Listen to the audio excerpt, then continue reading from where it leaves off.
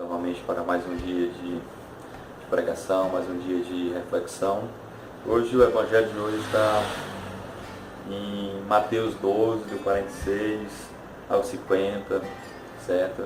É um Evangelho que para muitos irmãos protestantes, nossos queridos irmãos protestantes, evangélicos, declaram que Nossa Senhora, Maria Santíssima, ela teve outros filhos, mas não é isso que eu quero partilhar, não quero isso discutir aqui com ninguém, muito pelo contrário.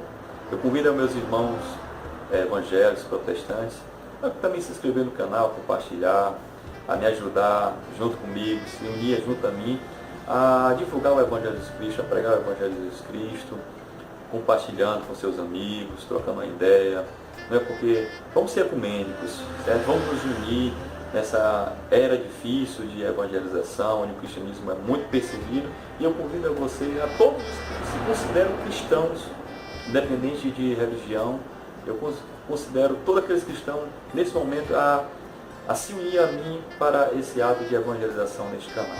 Amém? E o Evangelho, como já disse, está aqui em cima, sempre deixa a passagem, aqui no finalzinho, aqui do lado direito, tem lá os inscreva-se, tem o nome do canal, Josando Leite Dia a Dia com a Palavra de Deus, certo? Ajude a propagar o Evangelho de Jesus Cristo. Capítulo 12 de Mateus, versículo 46, seguinte. Jesus falava ainda à multidão, quando veio sua mãe e seus irmãos, e esperava do lado de fora, a ocasião de lhe falar.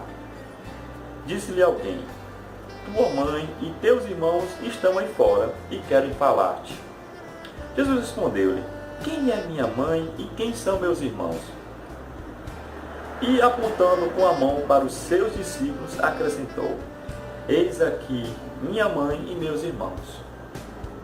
Todo aquele que faz a vontade de meu Pai que está nos céus, esse é meu irmão, minha irmã e minha mãe. Palavras da salvação. Glória a vós, Senhor.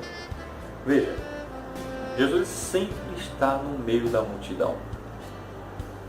E nós bem sabemos que a multidão, ela é mais aglomerada por aqueles mais pobres.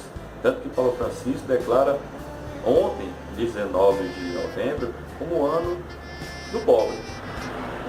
Inclusive ele escolheu o nome Papa Francisco porque São Francisco de Assis era considerado um homem dos pobres, né? Jesus, ele é apaixonado pelos mais pobres, viu? Aqueles mais desfavorecidos. E aqui Jesus estava na multidão. Por que as multidões amavam estar com Jesus? Porque Jesus dava atenção a eles. Jesus dava de comer a eles. Como em um outro evangelho, fala da multiplicação dos pães, 2 peixes e alguns pães se transformaram em um grande milagre. Mas o milagre da partilha, por isso que teve muita abundância, muita fartura. E aí, entre a humildade e a pobreza, muitas pessoas partilham daquele pouco que tem. Jesus gostava de estar no meio da multidão, no meio daqueles mais pobres. Por isso que quando ele declinar um pouco, repousar um pouco, ele ia para a casa de seu amigo Lázaro, em Betânia, um local bem assim desfavorecido, poucas pessoas tinham costume de ir, pessoas da poder aquisitivo. E veja que alguém chegou para Jesus dizendo: a tua mãe e teus irmãos estão aí.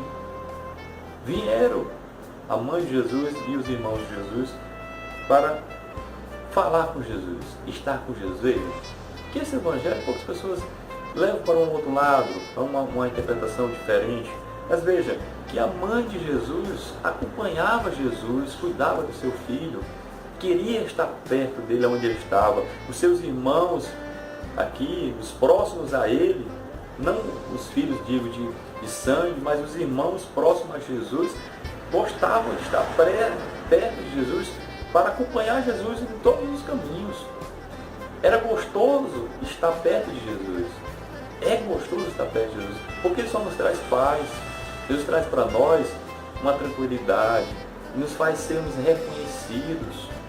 O pobre, ele é como se fosse um enjeitado, ele se sente marginalizado, as pessoas não dão atenção. Às vezes, o pobre só quer mesmo uma atenção, um abraço, uma palavra, e que não encontra que em Jesus dá tudo isso. Estar na presença de Jesus, meu irmão amado, nos traz toda a graça da paz, de sentirmos amados verdadeiramente. E veja o que ele nos coloca no 48. Jesus respondeu: quem é minha mãe? Quem são meus irmãos? Isso é uma pergunta. E apontando com a mão para os seus discípulos, acrescentou. Veja, Jesus não descartou nem a sua mãe nem os seus irmãos. Muito pelo contrário, ele diz: eis aqui, ao apontar para todos aqueles que seguiam Jesus, estes sim são meus irmãos, minha mãe. Certo?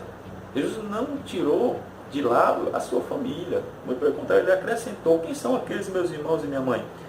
O 50 diz: todo aquele que faz a vontade do meu Pai que está no céu. Estes são meus irmãos, minha mãe, meu pai, meu primo, seja lá quem for. Esse é meu irmão, minha irmã e minha mãe. Todos aqueles que praticam, que fazem a vontade do meu Pai que está no céu.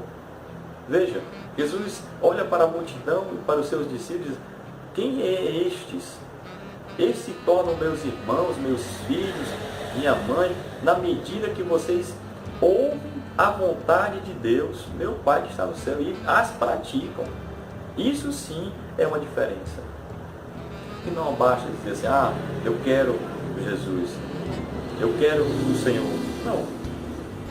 Mas aquele que quer se tornar um verdadeiro discípulo, um verdadeiro filho de Deus, um verdadeiro irmão de Jesus, uma verdadeira mãe de Jesus, que Jesus disse: quer ser minha mãe?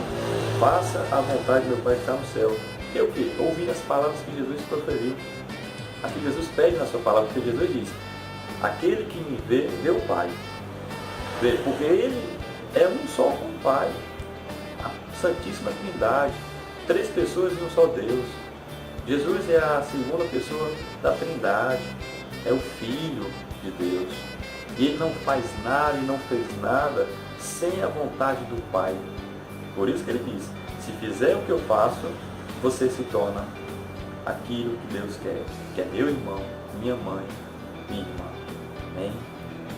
Quer se tornar um irmão e um filho, uma mãe de Jesus? Faça a vontade de Deus. E você sabe quando Deus quer algo de você. Deus nos fala. Deus é um Deus presente, onisciente. Ele fala o teu coração. Basta você orar, ouvir a Jesus, calmar o teu coração e ouvir Jesus, porque o próprio Deus falará com você aquilo que Ele quer. Qual é a vontade dEle para você, na sua vida? A vontade de Deus na sua vida.